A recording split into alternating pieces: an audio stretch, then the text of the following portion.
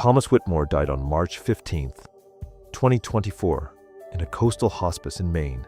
3 days earlier, he handed a nurse a weathered journal filled with 50 years of meticulous entries.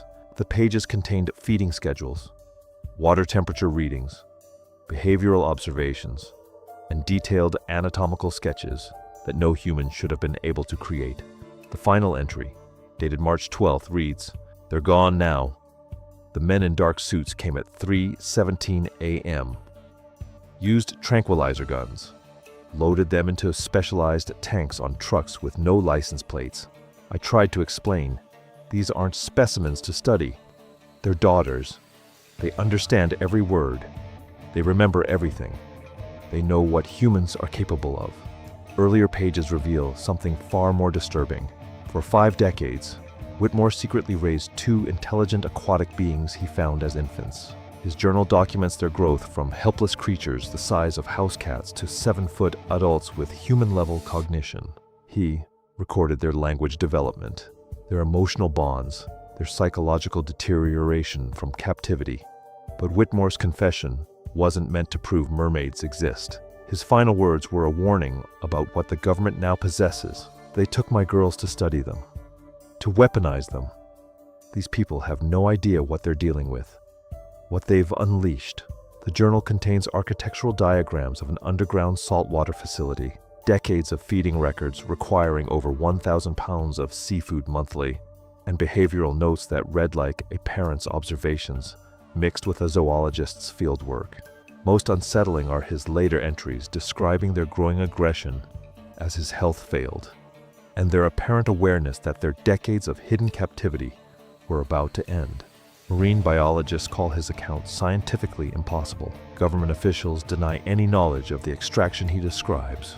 But Whitmore's journal contains information about deep-sea biology, marine mammal behavior, and aquatic life support systems that would require decades of specialized expertise to fabricate. November 18, 1974. Thomas Whitmore was 32 years old, living alone in a converted lighthouse keeper's cottage on a remote stretch of Maine coastline. A Vietnam veteran struggling with what wasn't yet called PTSD, he'd chosen isolation over society, supporting himself through odd jobs for local fishermen and small repairs to coastal properties. That morning, he woke to devastation. A nor'easter had battered the coast for 3 days, bringing 80-mile-per-hour winds and waves that reached nearly 30 feet. The storm surge had carried debris a quarter-mile inland, leaving his property scattered with seaweed, driftwood, and the remnants of lobster traps torn from their moorings. Whitmore's journal describes his cleanup routine in methodical detail. "Started at the tide line, worked my way up. Most debris was typical post-storm mess. Kelp, broken boards, some poor bastard's buoy collection. Found the usual casualties too. Dead cormorant, 2 seals, both adults, probably caught in the surge. He almost missed them entirely. Was dragging a section of dock toward the burn pile when I heard it. Thin, high sound. Almost like crying, but not quite. Thought maybe injured gull. Followed the sound to a tidal pool that hadn't been there before the storm. The surge had carved it out, probably 8 feet across, maybe 3 feet deep, still connected to the ocean by a narrow channel. What he found defied immediate categorization. 2 creatures, each roughly the size of a house cat, tangled in kelp at the pool's edge. Their skin was smooth and grayish, tinged with blue along what appeared to be gill slits. They had recognizable heads with large dark eyes, but their bodies extended into powerful tails equipped with horizontal flukes. "My first thought was dolphins," Whitmore wrote, "but dolphins aren't born that small, and these had arms. Thin but definitely arms, with hands, webbed." Marine biology supports the plausibility of Whitmore's initial confusion. Newborn cetaceans are indeed vulnerable, but bottlenose dolphins are born around 2.5 to 3 feet long, weighing 20 to 40 pounds. Harbor seals are born at about 2 feet and 20 pounds. The creatures Whitmore describes were dramatically smaller, suggesting either a different species entirely or premature birth. Post-storm strandings provide a realistic mechanism for his discovery. Severe weather events regularly separate marine mammal calves from their mothers. The 1974 nor'easter that hit Maine was historically significant, with wave heights and storm surge that could easily have carried vulnerable infants far from deep water. Without maternal care, their survival chances would have been virtually zero. Whitmore's decision came from instinct rather than logic. They were dying. Anyone could see that. Breathing, but barely. The bigger one kept making that thin crying sound. The smaller one wasn't moving at all. I'd seen enough death to recognize it approaching. He had no experience with marine mammals beyond basic first aid. His approach was desperate improvisation. Carried them to the house wrapped in my jacket. They were cold as stones. Set up the old bathtub. Filled it with seawater from the pool. Added some kelp, thinking they might need it. Wasn't sure about temperature, so I warmed it slightly. Body temperature seemed wrong, but I didn't know what else to do. The creature's response convinced him they were more than simple animals. The moment they hit warm water, both perked up. Started moving, looking around.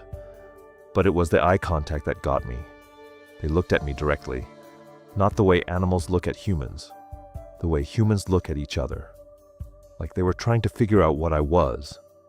Whitmore spent the next 72 hours in frantic trial and error. He attempted to feed them everything from canned fish to seaweed, documenting their responses with the precision of someone accustomed to military reporting. And they accepted small pieces of fresh cod, eagerly grasping them with their webbed hands. He knew they would survive. By day 3, they were active, curious, following my movements around the room. The larger one had started making different sounds. Not distress calls, but something almost conversational. They stayed close together, but showed individual personalities. The bigger one, bold and explorative. The smaller one, cautious but observant. The decision to keep them wasn't planned. Whitmore simply found himself unable to consider alternatives. Where would I take them? Who would I call? 2 creatures that shouldn't exist, found by a man living off the grid in 1974. They'd end up in laboratories or government facilities, dissected or studied until they died. His isolation, which had been self-imposed isolation, suddenly became their protection. Nobody visited my place. No neighbors close enough to notice. The cottage sat on 12 acres of private coastline, with natural rock formations that blocked sight lines. From the water, if I was careful, I could keep them hidden indefinitely. Within a week, Whitmore had made modifications to accommodate his new dependents. He converted a basement storage room into a temporary nursery, installing a larger tank system and crude filtration.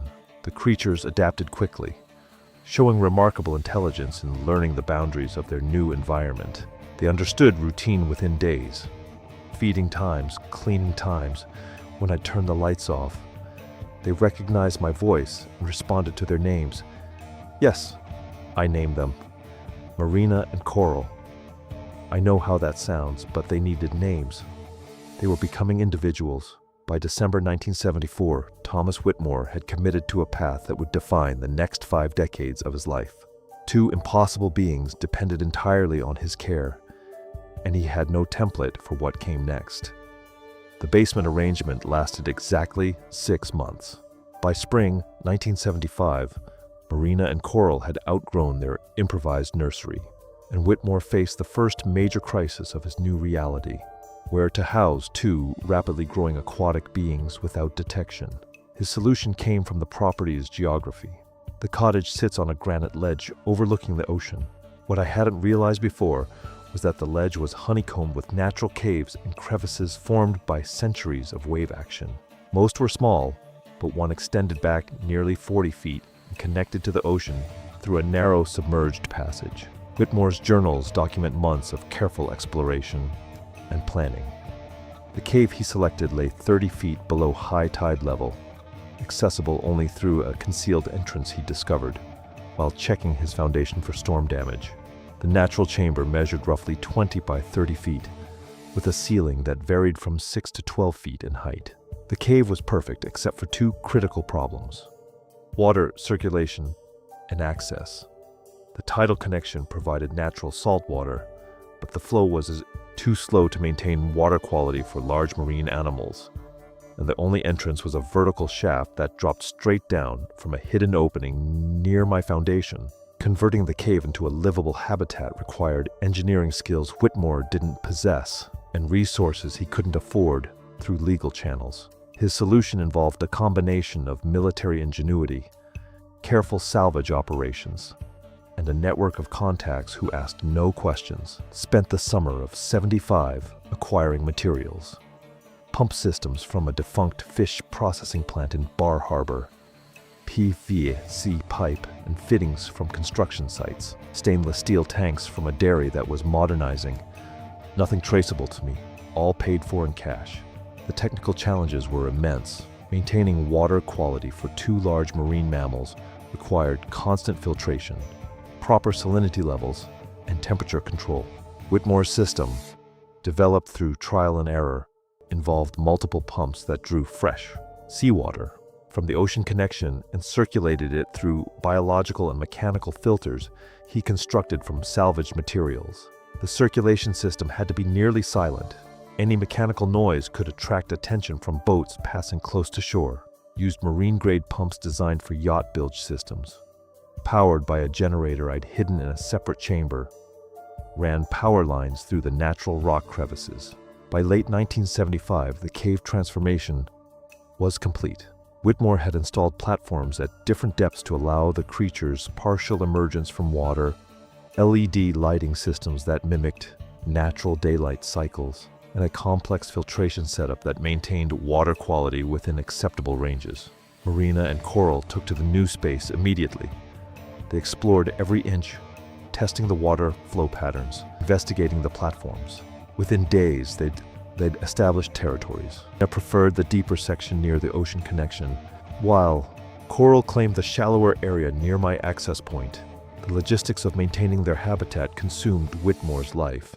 Water quality checks twice daily, temperature monitoring, cleaning the filters, testing salinity levels.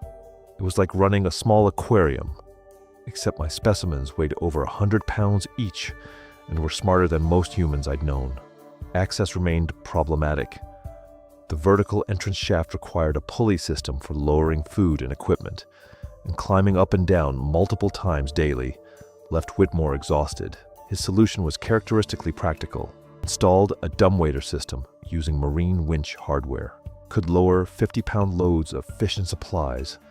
Plus, it gave me a reliable way to get up and down safely. The cave's natural acoustics created an unexpected benefit. Sound isolation. Discovered that the creatures were naturally vocal. Constant clicks, whistles, and sounds I can't describe. In the cave, these sounds were completely contained. Someone could stand directly above and hear nothing. Whitmore's journals reveal his growing understanding of their spatial intelligence. They mapped the entire cave system within weeks, found passages I'd missed, including a small air pocket chamber where they liked to rest. They understood the tidal cycles and how water levels changed. They knew exactly when I'd arrive for feeding times. The habitat modifications continued throughout 1976 as the creatures grew larger and more active. Whitmore added exercise areas, enrichment objects, and a sophisticated waste management system that prevented contamination buildup. By their second birthday, they were each over 4 feet long and showing behaviors I hadn't expected. They rearranged objects in their space deliberately, creating what could only be called furniture arrangements. They collected interesting shells and stones, maintaining separate caches like personal belongings. The cave sanctuary represented more than engineering success.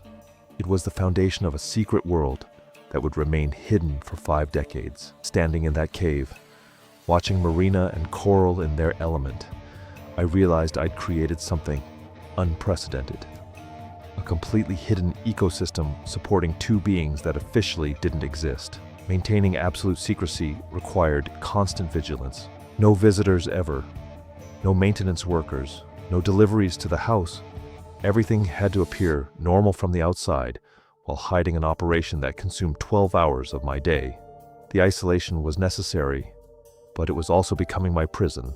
By 1977, the sanctuary was fully operational, supporting 2 healthy, growing creatures whose intelligence seemed to increase daily.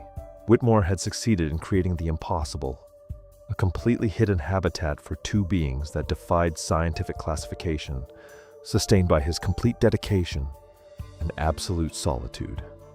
The logistics alone should have given him away. Decades ago, his journals from 1976 reveal the staggering reality. Each creature, barely 2 years old at that point, was already consuming 12 pounds of fresh fish daily. By the time they reached adolescence in the early 1980s, their combined appetite demanded over 30 pounds of premium seafood every single day. That's more than half a ton of fish, squid, and crustaceans every month for 35 years straight. The metabolic demands he describes align perfectly with what we know about large marine predators. An adult dolphin requires 15 to 30 pounds of fish daily just to maintain body temperature in cold water. Orcas can consume up to 500 pounds per day during active periods. But dolphins and orcas are air-breathing mammals with efficient metabolisms. The creatures he describes, part mammal, part something else entirely, would have required even more fuel to power their hybrid biology. His early entries detail the desperate lengths he went to secure this endless supply of fresh seafood. The local fish market could provide maybe 40 pounds per week without raising questions. Grocery stores carried frozen fillets that made the creatures violently ill. They would only accept fish that had been alive within hours of feeding. Their digestive systems, he noted, seemed designed for the absolute freshest prey. They know, he writes in March 1979, they can tell if a mackerel has been dead more than 6 hours. They'll push it away with their snouts and look at me with what I can only describe as disappointment. The solution came through Captain Morris Hendricks, a commercial fisherman working the deep waters off the continental shelf. Hendricks had been bringing his catch to port for 15 years when the lighthouse keeper approached him with an unusual proposition. He needed a steady supply of the freshest possible fish, specific species, delivered at specific times, with no questions asked. The arrangement lasted 3 decades. Every Tuesday and Friday before dawn, Hendricks would pull his boat into the hidden cove below the lighthouse.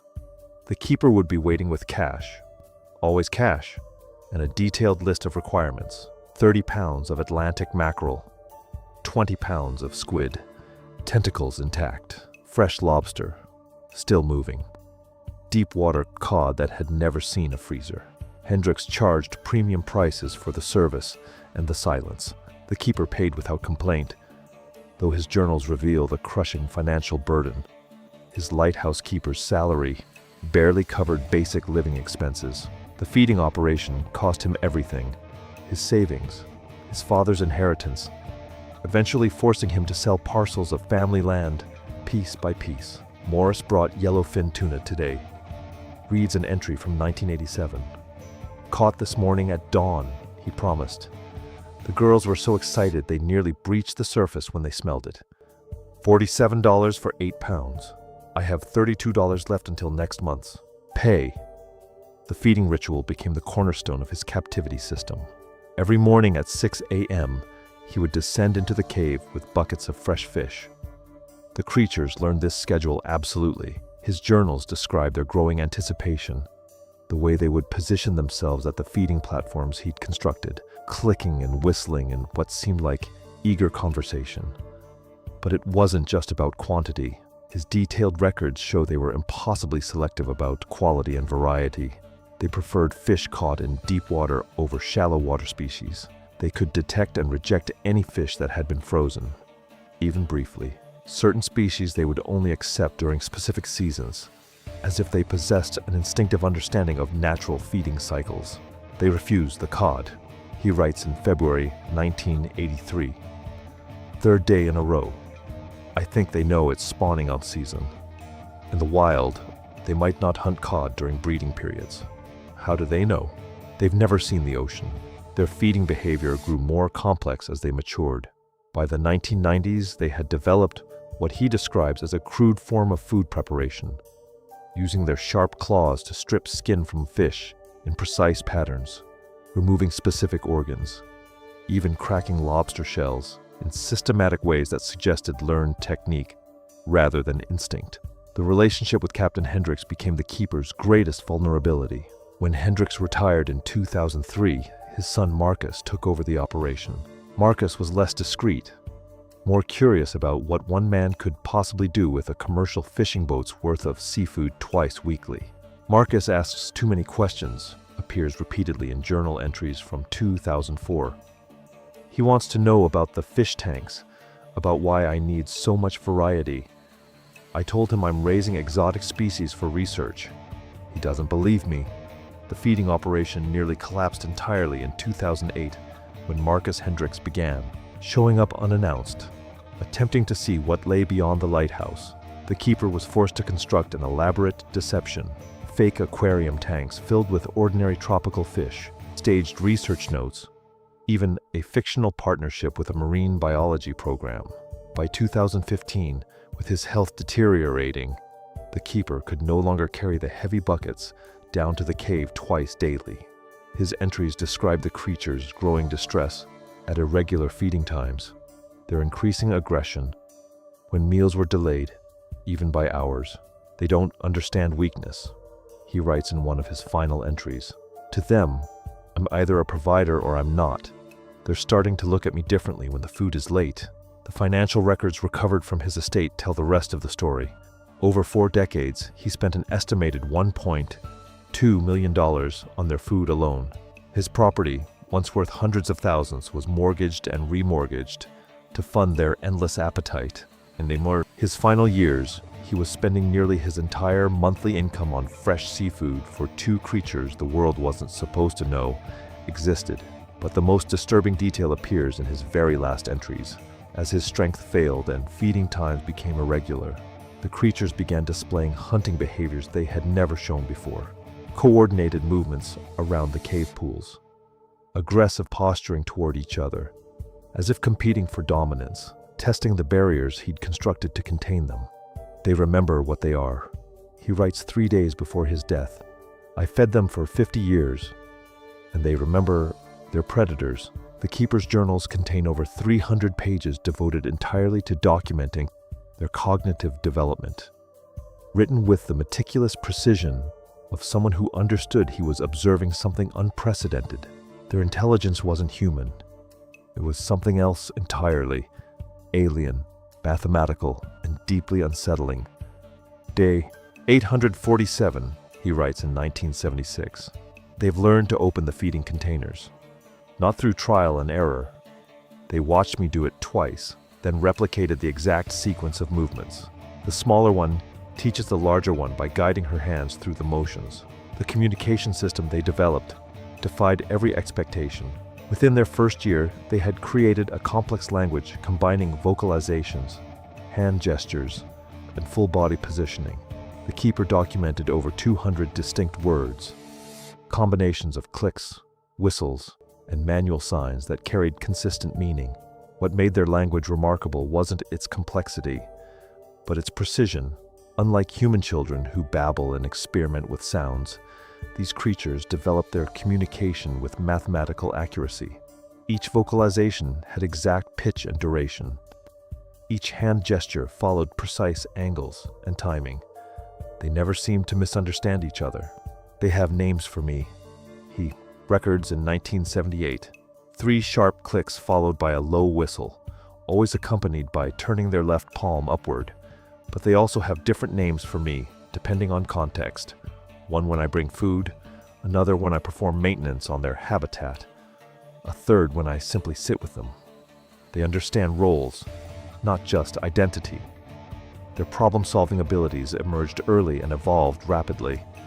The keeper designed a series of puzzles to test their intelligence, complex mechanical devices requiring multiple steps to access hidden food rewards. They solved every challenge he created, often developing solutions he hadn't anticipated. The breakthrough came in 1981 when he introduced a puzzle requiring cooperation between both creatures.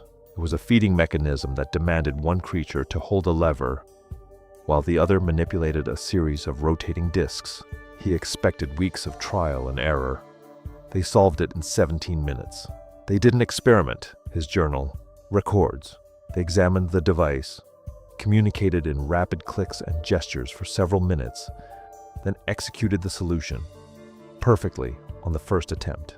They had planned their approach entirely through discussion, but their intelligence carried disturbing undertones. The keeper began noticing that they studied him. With the same analytical focus they applied to mechanical puzzles, they learned his routines, his emotional states, his physical limitations. By the mid-1980s, they could predict his behavior with unsettling accuracy. "They know when I'm sick before I do," he writes in 1985. "Yesterday I felt fine, but they became agitated, clicking to each other and refusing to eat. This morning I woke with fever. They were watching me differently, tilting their heads at that angle they use when something is wrong." Their emotional intelligence proved as sophisticated as their problem-solving abilities. They demonstrated grief when injured seabirds died in their habitat. Carefully, moving the bodies to a specific area of the cave, they showed what appeared to be empathy, comforting each other during times of distress through gentle touching and soft vocalizations. Yet they also exhibited a clinical detachment that chilled him. When he accidentally cut himself on metal equipment in 1989, they showed immediate interest, not concern, but fascination. They approached the blood in the water with what he described as scientific curiosity, tasting it, discussing it in rapid clicks, studying his wound with the focused attention of researchers examining a specimen. "They understand that I'm different from them," he writes, "but I don't think they see me as superior or inferior. They see me as useful, a tool that happens to be alive." Their learning capacity seemed unlimited. The keeper began teaching them basic concepts through visual aids and demonstration. They grasped mathematical relationships, understanding quantity, sequence, and even abstract concepts like causation. By 1990, they could solve mathematical puzzles involving basic addition and subtraction. More disturbing was their understanding of manipulation. The keeper documented instances where they would modify their behavior to achieve specific outcomes, appearing distressed to receive extra attention, feigning illness to change feeding schedules, even displaying aggression strategically to influence his decisions. "They've learned to use emotions as tools," he writes in 1993. "They know that certain vocalizations make me respond faster. They know that physical contact calms me when I'm stressed. They're not just communicating, they're managing me." The sophistication of their planning abilities became apparent during a failed escape attempt in 1995. Security cameras revealed they had spent weeks testing the structural weak points of their habitat, working only when the keeper wasn't present. They had developed a complex plan involving coordinated manipulation of water, flow systems, structural supports, and timing patterns based on his daily routine. The attempt failed not because of poor planning, but because they lacked sufficient physical strength to execute the final phase. The keeper found evidence they had been systematically exercising specific muscle groups for months in preparation. "They understand long-term strategy," he notes. "They can delay gratification, work toward distant goals, coordinate complex operations." This wasn't impulsive behavior. It was a military-level operation planned and executed with patience I couldn't have managed myself. Perhaps most unnervingly, they began to demonstrate creativity. Not just problem-solving, but genuine artistic expression. Using their claws, they carved intricate patterns into the cave walls, geometric designs of stunning complexity and beauty. These weren't random scratches, but sophisticated artworks that evolved over years. "Their patterns have mathematical precision," he writes in 2001. "Fractal-like repetitions, perfect symmetries, spiral progressions that follow sequences I recognize from advanced mathematics textbooks." Where did they learn this? How did they understand concepts that took human civilization thousands of years to develop? By the 2000s, their intelligence had reached a level that genuinely frightened him. They had learned to predict his emotional responses, manipulate his behavior, and coordinate complex plans entirely through their private language. They knew things about their environment, tidal patterns, weather changes, even approaching storms, that they shouldn't have been able to detect from their sealed cave habitat. "They're not just intelligent," he writes in one of his final entries about their cognition. "They're intelligent in ways I don't understand. Their minds work along completely different principles than human thinking. Sometimes I catch them watching me, and I realize they're solving me like I'm just another puzzle. The Keeper's documentation suggests creatures with cognitive abilities matching or exceeding human intelligence, but operating through fundamentally alien thought processes. They combine the analytical precision of advanced computers with the emotional sophistication of highly social mammals, and something else, something he never quite managed to define. After 30 years, he writes, "I still don't know what they're really thinking. I know what they want me to think they're thinking. That might not be the same thing." The Keeper's journal entries from 1985 mark a turning point I hadn't expected when I first began examining his records. 11 years after the discovery, his careful measurements revealed something that changed everything about what these creatures might actually be. Luna measures 4 feet, 2 inches today. Coral 4 feet, 3 inches. Still growing, but so slowly now. Nothing like the rapid changes of their first years. He documented their growth with scientific precision that borders on obsessive. Every few months, new measurements, weight estimates when they would allow it, detailed sketches showing the gradual elongation of their torso, the broadening of their shoulders, the subtle shift in facial structure from the round features of juveniles to something more angular, more predatory. What emerges from his data challenges our fundamental assumptions about marine biology. These weren't creatures following the typical growth patterns of mammals or fish. By his calculations, they grew rapidly for the first 7 years, adding nearly 2 feet in length. Then, as they approached adolescence, everything slowed dramatically. "They're not children anymore," he writes in March 1987. "Something in their eyes has changed. They watch me differently now. Calculate. Wait." The implications of their growth patterns struck me immediately when I cross-referenced his observations with deep-sea research. Slow growth and extreme longevity characterize many abyssal species. The Greenland shark reaches sexual maturity only after 150 years. Some tube worms in deep ocean vents live for centuries, growing at rates so slow they're barely perceptible. If the Keeper's measurements are accurate, these creatures were following a biological schedule designed for a much longer existence than anything we know from surface waters. His data suggests they wouldn't reach full adult size, nearly 7 feet, according to his final entries, till their late 20s or early 30s. This time frame transforms everything about their captivity. What he initially saw as raising abandoned infants became something far more complex as years accumulated. They weren't growing up in human time. They were maturing on a schedule that assumed centuries of life, not decades. Luna has been creating tools, he documents in 1989, shaping stones into specific forms. When I ask her to show me, she becomes secretive, hides them.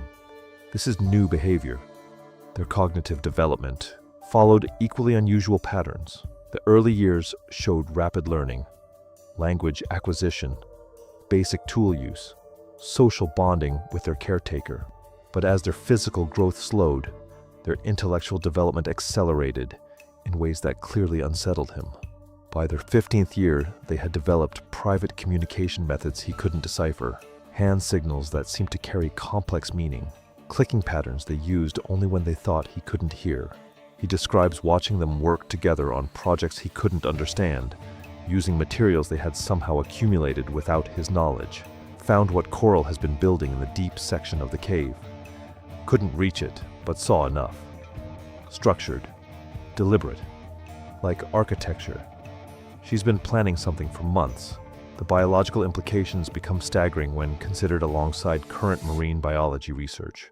Deep-sea creatures often exhibit delayed but intensive cognitive development.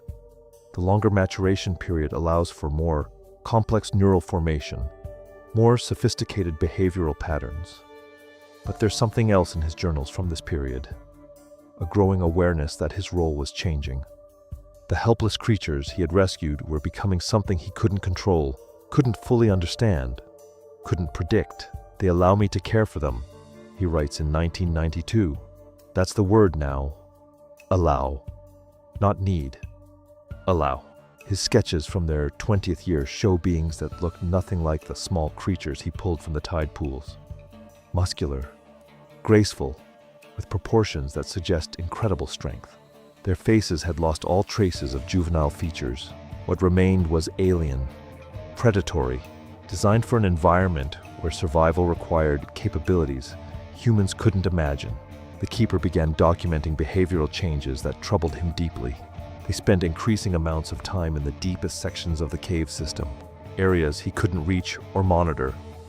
They returned from these explorations changed, more secretive, more coordinated in their actions, less responsive to his attempts at communication. Sometimes I catch them watching me with expressions I can't read, calculating something, patient in a way that makes my skin crawl. They have time I don't have. They know this. By their 25th year, the power dynamic had shifted completely. His journal entries reveal a man who realized he was no longer their protector, but he had become something else. Perhaps a useful resource.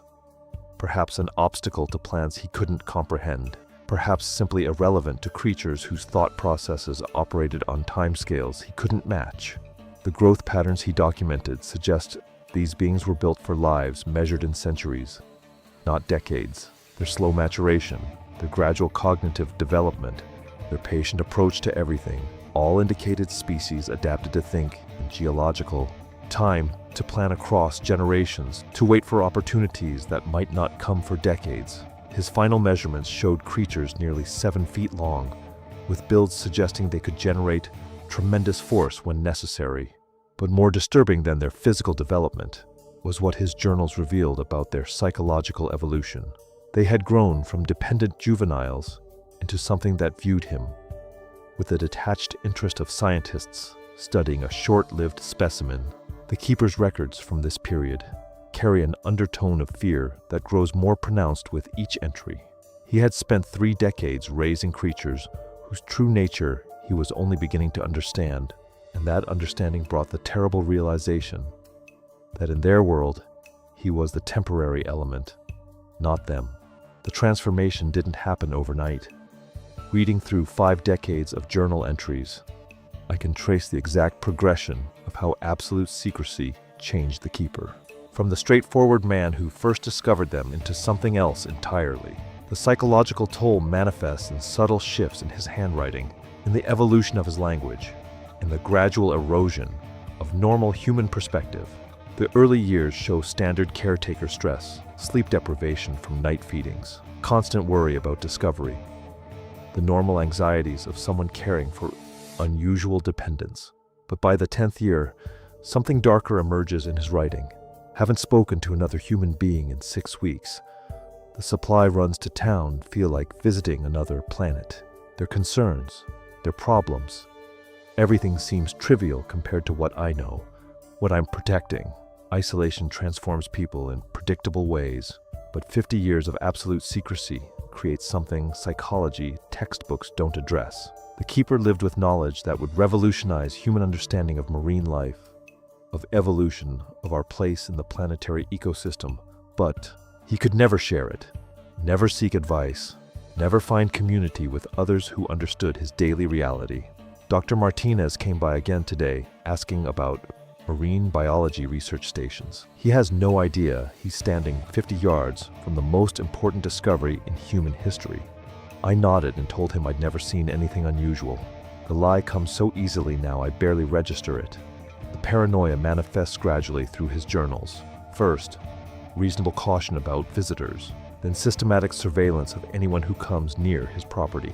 By the 1990s, he had developed elaborate protocols for detecting government surveillance, convinced that satellites might spot thermal signatures, or that marine biologists might detect acoustic anomalies from the creature's vocalizations. But the paranoia was just the surface symptom. Underneath, something more profound was happening to his sense of reality and human connection. Luna asked me today why I get upset when other humans come near. I tried to explain about secrets, about protection. She listened with that expression she gets, like she's analyzing a specimen. Then she said something that chilled me. You protect us from them, but who protects you from us? The keeper's relationship with the creatures evolved in ways that reveal the true psychological cost of his choice. In the early years, his journal entries described clear, caretaker affection, worry when they seemed unwell, joy at their developmental milestones, pride in their intelligence and adaptability. By the 20th year, that warmth had transformed into something more complex and disturbing. I understand them better than any human being ever could or will, but I'm not sure that understanding works both directions. Sometimes I think they view me the way I might view a faithful dog, appreciated, cared for, but ultimately a different species with different concerns. The isolation created a feedback loop that intensified over decades. The creatures became his only meaningful relationship, but they weren't human. Their thought processes, their emotional responses, their social needs operated according to patterns he could observe but never truly share. He adapted to their world because he had no choice, but that adaptation cost him his connection to his own species. Went to town today for supplies, overheard conversation about someone's marriage problems, found myself analyzing it the way Luna and Coral would. As an observer studying strange human bonding rituals, I've been with them so long I'm starting to think like them. Not sure if that's evolution or degradation. The journals reveal a man who gradually lost the ability to relate to normal human concerns. 30 years of daily interaction with beings who thought in decades, who showed patience and planning abilities beyond human scale, who approached problems with logic unclouded by human emotional needs. It changed his mental framework in ways he began to recognize and fear. Coral solved a complex engineering problem with the filtration system today. Took her maybe 20 minutes of observation to identify an issue that's been bothering me for months. The solution was elegant, efficient, perfect, but she explained it with the tone you might use teaching a child basic addition. They've been humoring my attempts to understand their world. The most disturbing psychological development was the keeper's gradual realization that the power dynamic he thought he controlled had been an illusion for years. The creatures allowed him to care for them because it served their needs, not because they required his protection. This understanding shattered his sense of purpose and identity. I thought I was their guardian. 50 years of believing I was protecting them, providing for them, keeping them safe from a world that wouldn't understand. Today I realize the truth. I've been their prisoner as much as they've been mine. The cave isn't their cage, it's ours. His final journal entries reveal a man trapped by his own choices, psychologically dependent on beings who viewed him with detached affection at best, clinical interest at worst. The secret that defined his life had transformed him into something that could no longer connect with his own species, but would never truly belong to theirs. They watch me growing older, with the patience of creatures who expect to outlive me by centuries. Sometimes I catch expressions on their faces that I think might be pity. Not the pity humans show each other, but something colder. The way we might feel sorry for a mayfly. The keeper's psychological profile in those final years resembles nothing in standard literature on isolation or captivity. He had become something unprecedented, a human being whose entire adult identity was built around maintaining an impossible secret, whose only meaningful relationships were with creatures whose minds operated on scales he could never match. 50 years of this existence didn't just change his personality, it changed his fundamental understanding of what it means to be human, what it means to be conscious, and where humanity fits in the broader spectrum of intelligence on this planet. The psychological toll wasn't just isolation. It was the complete dissolution of human identity in favor of something else, something that belonged fully to neither species. The journals from Thomas Whitmore's 42nd year as keeper contain his darkest entries. What began as wonder and protective instincts had evolved into something far more troubling. Detailed observations of intelligent beings slowly deteriorating under the weight of captivity. "Marina won't eat," he wrote in a March 2016. "Third day now. She floats near the surface, staring at nothing. When I approach, she doesn't acknowledge me. It's like she's somewhere else entirely." The behavior he described aligns precisely with what zoologists call zoochosis, captivity-induced psychosis that develops in animals confined for extended periods. Wild creatures, particularly intelligent ones, develop neurotic, repetitive behaviors when their psychological needs go unmet. The difference was that Whitmore's subjects possessed human-level intelligence, making their suffering infinitely more complex. His records show escalating patterns of distress. Both creatures began exhibiting self-harm behaviors around their 20th year. "Found blood in the water this morning," reads an entry from 1994. Coral scraped raw patches on her arms and sides. The marks are deliberate, too precise, too repetitive to be accidental. Marine mammals in captivity are known to develop similar behaviors. Orcas in marine parks often wear their teeth down to nubs by repeatedly gnawing on concrete. Dolphins develop stomach ulcers from stress. But Whitmore's creatures took self-destruction further. They would rake their claws across their own scales until they bled, creating geometric patterns that suggested ritual rather than random injury. The aggression cycles proved even more disturbing. Whitmore documented violent episodes where one or both would attack their enclosure with calculated fury. "They know the weak points," he noted. "They strike where the concrete joins the natural rock, testing structural integrity. This isn't animal rage, it's engineering analysis." Between 1998 and 2005, these attacks intensified. His engineering logs show constant repairs to their habitat as they systematically damaged filtration systems, lighting, and feeding mechanisms. What terrified Whitmore wasn't the destruction itself. It was the intelligence behind it. "They're not trying to escape," he wrote during the one particularly violent period. "They're punishing me.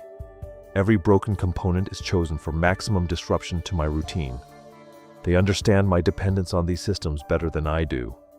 The psychological manipulation extended beyond property damage. The creatures began withholding the behaviors that had previously brought Whitmore joy.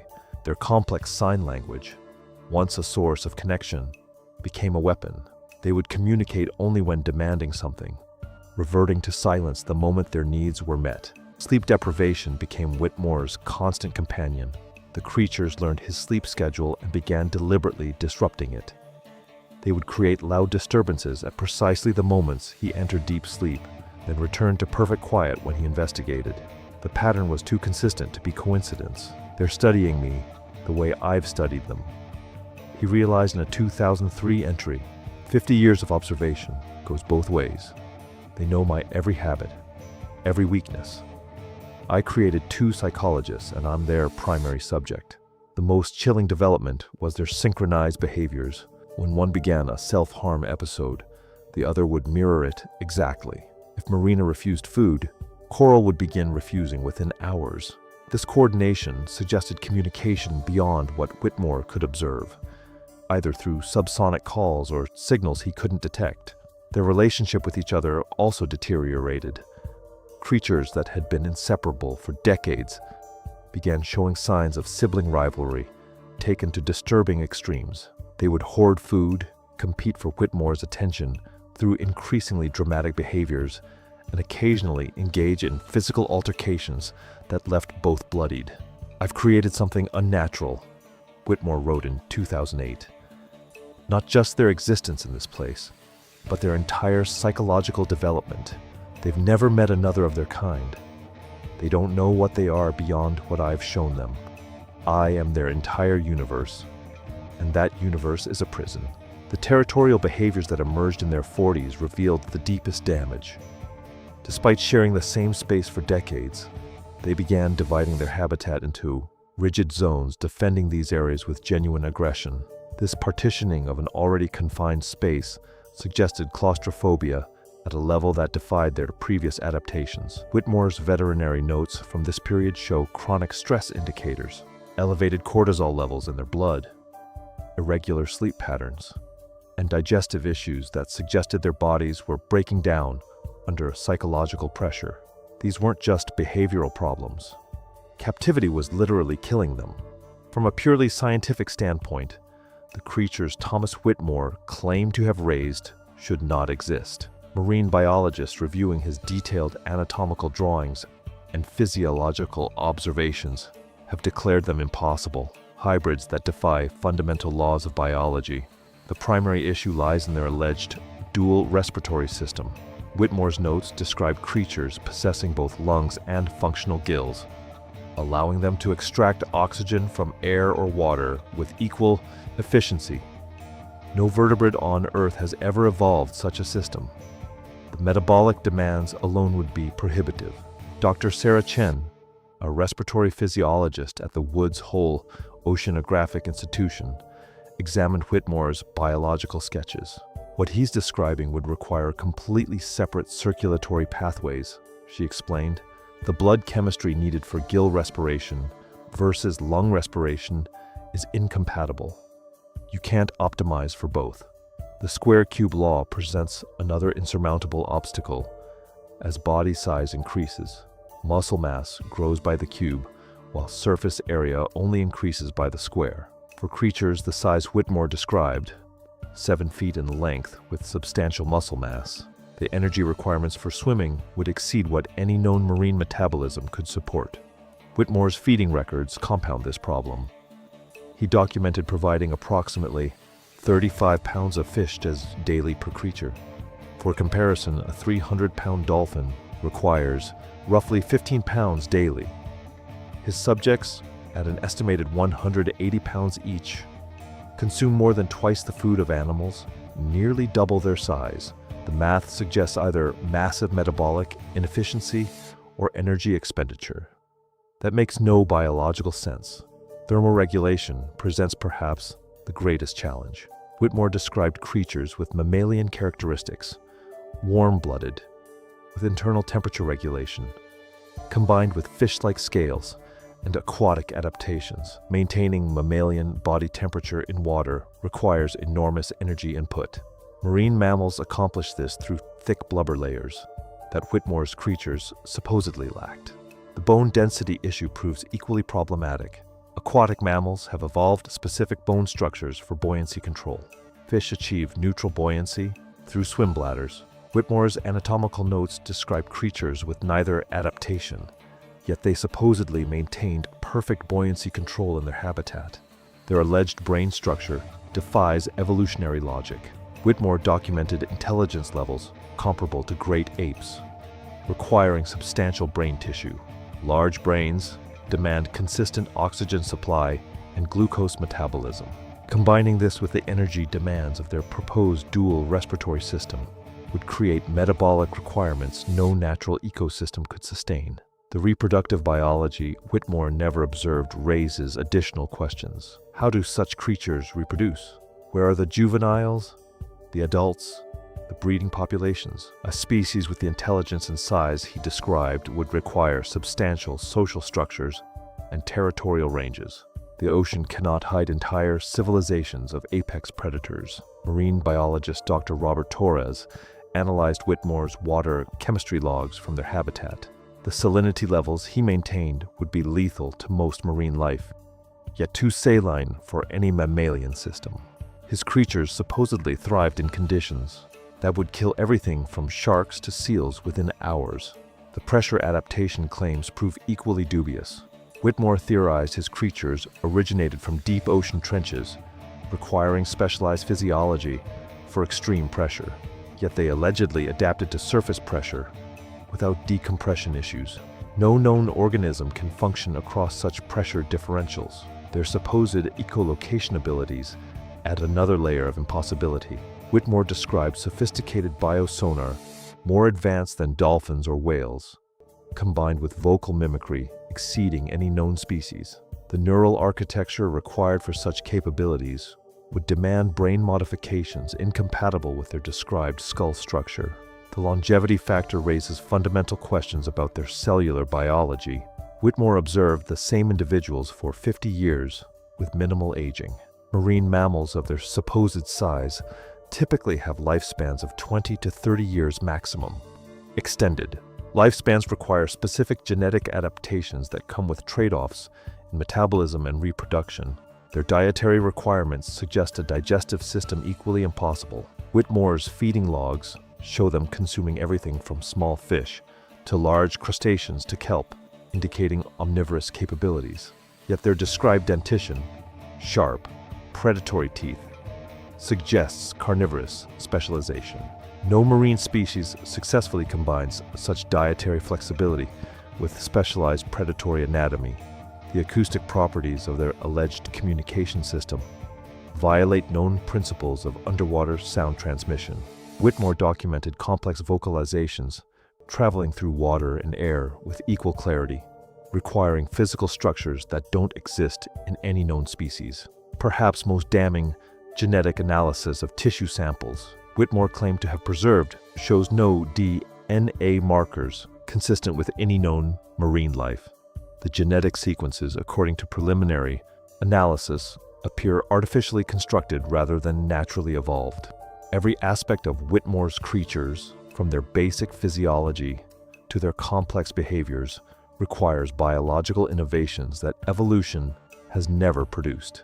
The scientific consensus remains clear. Such organisms cannot exist within the known laws of biology and physics. Yet Whitmore's detailed observations span 5 decades of consistent documentation, raising an uncomfortable question science cannot easily answer. But the deep ocean is the one place on Earth where impossible things have been proven to exist. When I first read Edmund's journal descriptions, creatures that breathed both air and water, skin that shifted between scales and flesh, intelligence that surpassed dolphins but housed in bodies built for crushing depth, every instinct told me to dismiss it. Marine biology has rules. Thermodynamics has limits. Evolution doesn't produce fairy tales. Then I started researching what we've actually found in the abyss. In 2019, researchers discovered Atolla jellyfish creating bioluminescent burglar alarms at depths where no light has existed for millions of years. These creatures develop sophisticated communication systems in complete darkness, using chemical signals we still don't understand. They hunt cooperatively, coordinate attacks, exhibit problem-solving behaviors that challenge our definitions of intelligence. The vampire squid lives at depths where the oxygen levels would kill most Earth life. It turns itself inside out when threatened, revealing spines that shouldn't exist on a cephalopod. Its feeding mechanism defies classification. Not quite predator, not quite filter feeder, something entirely outside our taxonomic categories.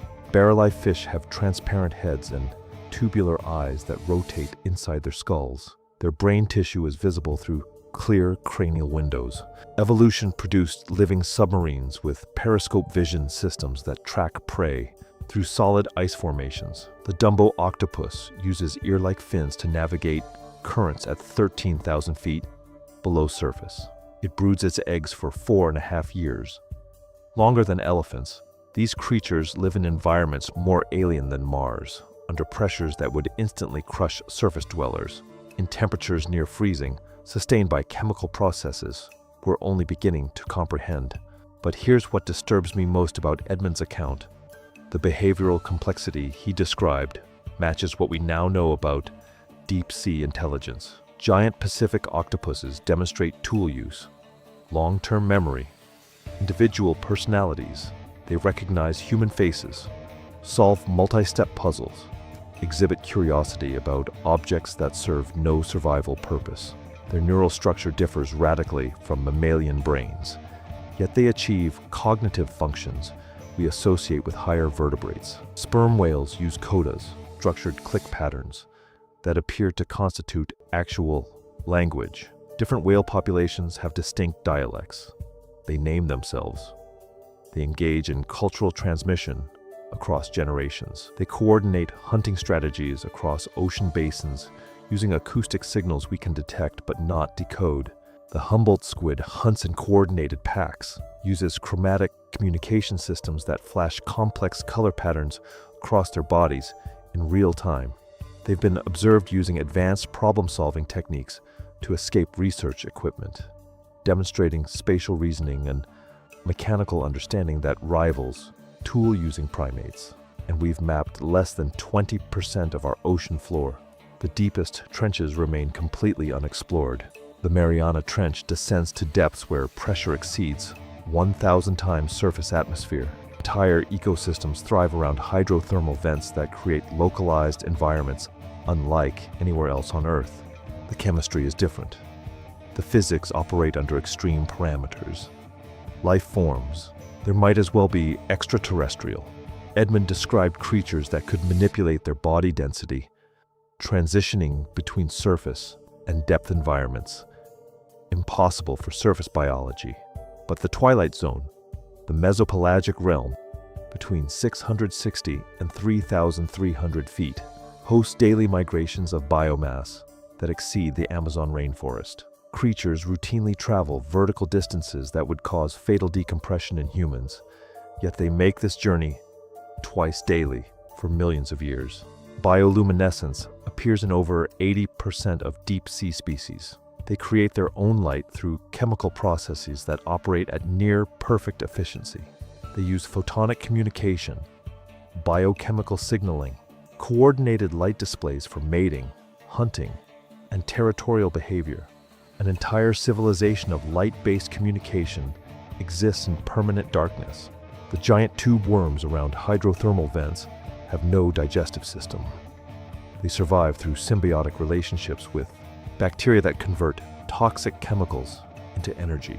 They've essentially evolved past eating, sustained by internal chemical factories that process materials lethal to surface life.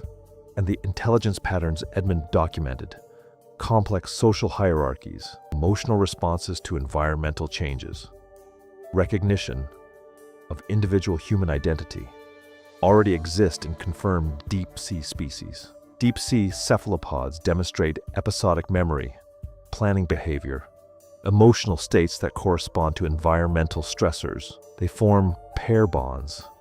They exhibit grief responses when mates die. They engage in play behavior that serves no survival function, the hallmark of advanced cognitive development. But intelligence in the deep ocean operates under different constraints than surface cognition. Creatures there have developed distributed nervous systems, decentralized decision-making, collective intelligence networks that span vast distances. A single organism might exhibit behavioral complexity that suggests multiple consciousness centers operating within one biological system. If Edmund's creatures existed, they would represent the convergent evolution of mammalian intelligence within an aquatic form, optimized for extreme depth survival. Not impossible, inevitable, given sufficient time and the right environmental pressures. The deep ocean selects for efficiency, adaptability, and survival strategies we can't imagine from our surface perspective.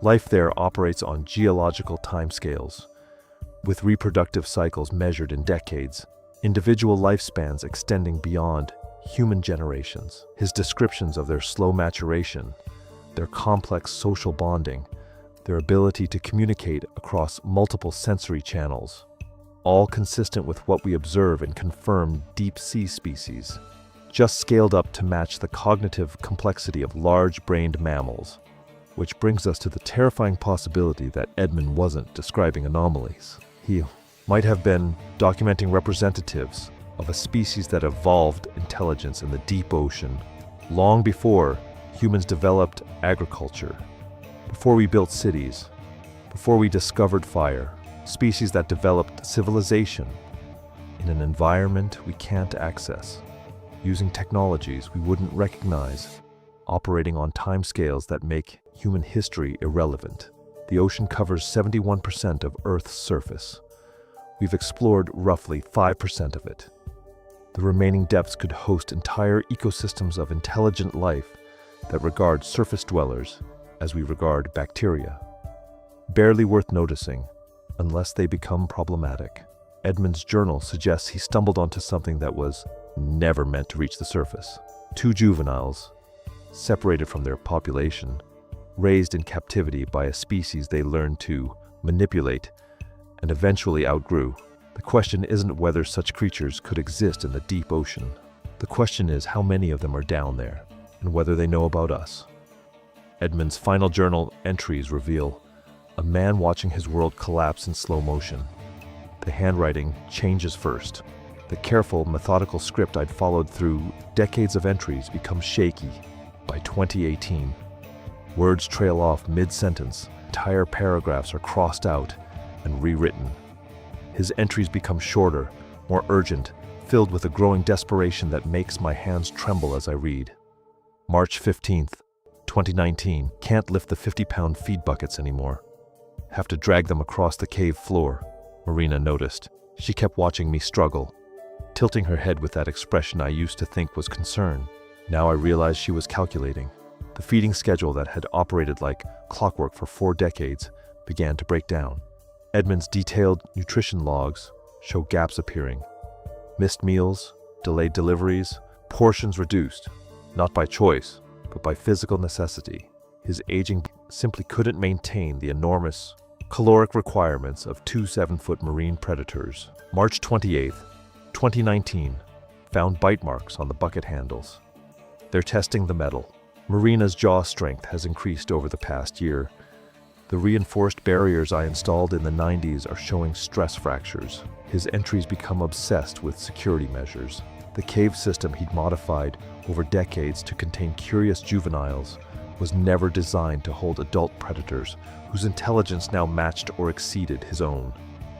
Every barrier, every lock, every containment protocol had been built under the assumption that he would always be stronger, always in control. April 12, 2019. Nerida escaped the main pool last night. Found her in the equipment chamber, examining the pump systems. She didn't flee when I arrived. She watched me, then deliberately switched off the filtration system before returning to the water. She knows what keeps her alive, and she knows I can't stop her. Asterisk, the power dynamic that had held for 50 years was inverting. Edmund's careful documentation shows the creatures testing boundaries with increasing aggression. They began ignoring commands they'd followed since childhood. They stopped participating in the behavioral enrichment activities that had occupied them for decades. Most disturbing, they began displaying coordinated behaviors that suggested they were planning something. May 3rd, 2019. They're communicating in patterns I don't recognize.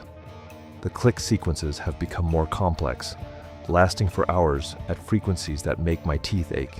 When I approach during these sessions, they stop immediately and watch me with identical expressions. I think they're discussing me.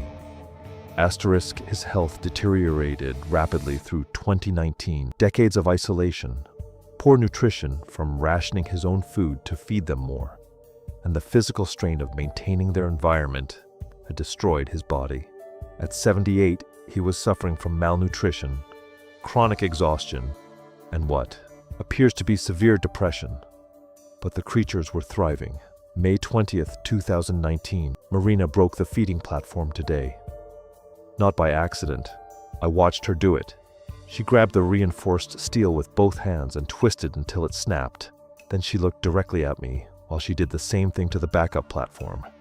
She's showing me how easily she could do that to my bones. The behavioral changes accelerated as his weakness became undeniable. Creatures that had been content with scheduled feedings began demanding food constantly. They started displaying territorial behaviors, claiming areas of the cave system that Edmund needed to access for maintenance. They began refusing to exit the equipment pools when he needed to clean the filtration systems. Most terrifying, they began testing his responses to aggression. June 8th, 2019, Nerida grabbed my ankle today when I was checking the water temperature. Not aggressively, but firmly enough to let me know she could drag me under whenever she chooses. She held me there for 30 seconds while I tried to pull free, then released me and swam away. I think it was a warning. By summer 2019, Edmund was essentially a prisoner in his own facility. The creatures had learned his routines, his weaknesses, his absolute dependence on their cooperation for his own survival. They controlled access to the cave entrance. They could disable his equipment. They knew he couldn't physically overpower them. And his entries suggest they were enjoying it. July 4th, 2019. They're playing with me now, hiding when I bring food, forcing me to search for them in areas where I have to climb over slippery rocks with my arthritic joints. When I finally locate them, they're always watching from somewhere I couldn't see. They know I'm afraid of falling into the deeper pools. They know I can't swim well enough to rescue myself. The feeding relationship that had defined their interaction for 5 decades reversed completely. Edmund writes about rationing his own food to meet their demands, about losing weight while they remained healthy and strong. They began requiring him to enter the water, to hand-deliver their meals, putting him in an environment where they held every advantage. August 17th, 2019, Marina surfaced directly beneath me today. While I was kneeling at the pool edge, I lost my balance and fell in. She could have helped me reach the ledge. I've seen her lift much heavier objects. Instead, she floated 3 feet away and watched me struggle until I nearly drowned getting out. When I finally collapsed on the rocks, coughing up seawater, she made a sound I'd never heard before. I think she was laughing. His final regular entries describe a complete role reversal. The creatures he'd raised from infants now treated him like an aging pet whose usefulness had expired. They ignored his attempts at discipline. They destroyed equipment when bored. They withheld cooperation until their demands were met. Exactly, and they began displaying behaviors toward him that he'd never taught them. Predatory behaviors that appeared to be instinctual. September 30th, 2019, found them both floating motionless near the surface today, a behavior they only exhibit when hunting. When I approached, they didn't acknowledge me. They maintained perfect stillness for over an hour, tracking my movements with their eyes but keeping their bodies completely immobile. I realized they were practicing, learning to hunt something that moves like me. The final dated entry appears on October 12th, 2019. They don't need me anymore. I think they stopped needing me years ago, but kept me around for entertainment. Now even that has lost its appeal. Last night, I heard them at the cave entrance, testing the mechanisms I installed to keep people out. They're learning how to operate them from the inside. When they decide to leave, nothing I built will stop them. I raised them to be intelligent. I succeeded better. Then I understood. They learned everything I taught them and remembered everything I tried to hide. They know I'm weak now. They know I'm scared. They know I can't protect myself. I think they're waiting for me to die naturally. But I don't think they're patient enough to wait much longer. The way they look at me now, I recognize that expression. I've seen it when they're deciding whether something is food. If you find this journal, don't look for them in the cave. They're not there anymore. And if you ever encounter them elsewhere, remember what I learned too late. I never domesticated them. They domesticated me. The journal ends there. But according to the government report filed weeks later, Edmund's body was never found. The end came on a moonless Tuesday in February 2023. I'd noticed the helicopters for 3 weeks, distant specks moving in patterns too regular for Coast Guard patrols. My ham radio picked up encrypted chatter on frequencies that shouldn't exist. But I told myself it was coincidence. 50 years of paranoia makes you see threats everywhere. The heat signature gave me away. All those decades of maintaining tropical water temperatures in a Maine sea cave. And I never considered thermal satellites, the filtration systems, the heating elements, the massive biological load. It all blazed like a beacon to the right equipment. They came at 3:17 a.m. No sirens, no lights. Just the soft whine of electric vehicles navigating the coastal road. I watched through night vision binoculars as figures in tactical gear established a perimeter. Professional, quiet, thorough. The lead agent knocked twice, then entered without waiting. Federal credentials, though the agency name meant nothing to me.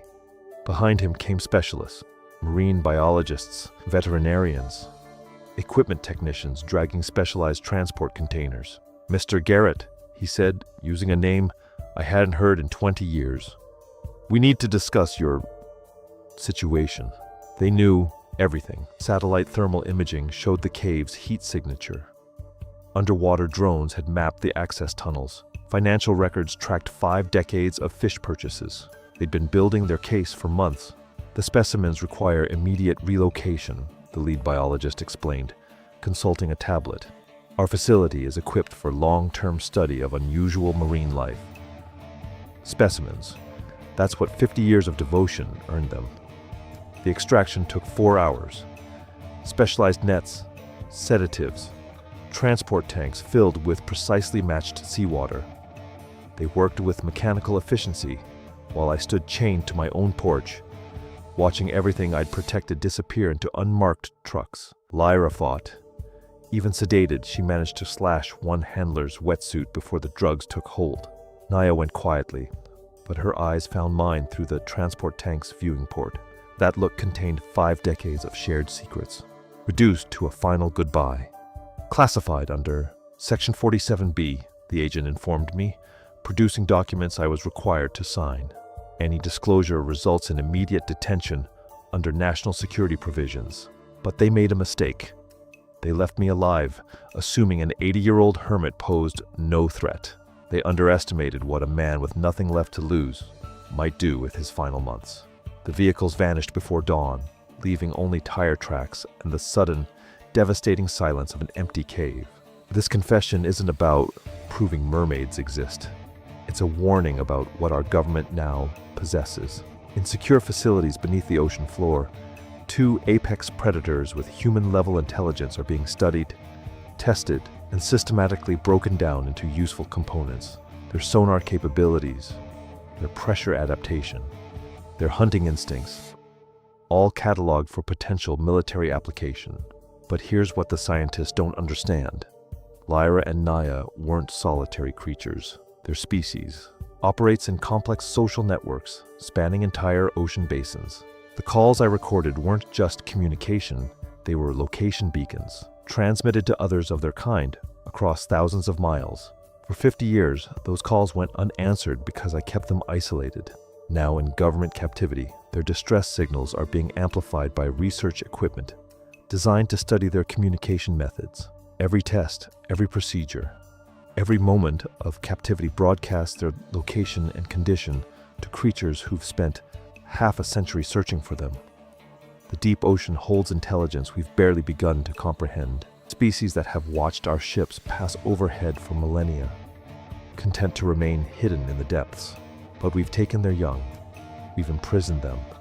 We've proven ourselves to be the threat they always suspected we might become. My anatomical drawings weren't just scientific curiosity. They were insurance. Proof that these beings exist, detailed enough to guide others to the truth if my confession fails. Their bone density measurements, their organ placement, their neural complexity, all recorded with the precision of someone who spent decades learning to see them as more than specimens. The satellite imagery that betrayed me also revealed other heat signatures along coastlines worldwide, caves, underwater caverns, thermal anomalies that suggest I wasn't the only one harboring these secrets. How many others are out there? How many have already been discovered? In 6 months, maybe less, our coastal cities will understand why the deep ocean has remained unexplored for so long. It wasn't lack of technology that kept us from those depths. It was an unspoken treaty we never knew we'd signed. By taking Lyra and Naya, we've broken that treaty. The creatures rising from the depths won't be the gentle beings I raised. They'll be something older, larger, and infinitely less forgiving. Harold Garrett died 3 days after uploading his confession to a secure server programmed to release his files posthumously. Heart failure, according to the medical examiner, though no autopsy was permitted. His lighthouse was demolished within a week. The cave system was sealed with concrete. Official records list the property as contaminated by decades of chemical runoff, unsuitable for human habitation.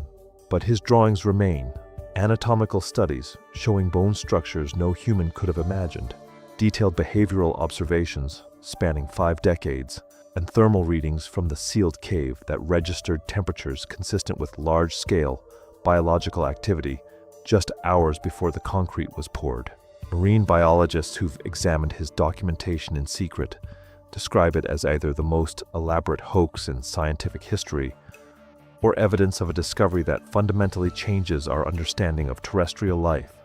The U.S. Navy has quietly increased deep-sea monitoring operations.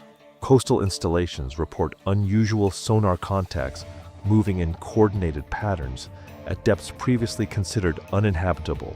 Commercial fishing operations have been advised to avoid certain regions due to equipment malfunctions and navigational hazards. Harold Garrett spent 50 years protecting 2 beings the world wasn't ready to understand. His final warning suggests the world may never get that chance. In the deepest ocean trenches, where pressure would crush our submarines and darkness swallows our strongest lights, something has been waiting, something intelligent, patient, and now aware that we've crossed a line from which there may be no return. The abyss, as they say, gazes also.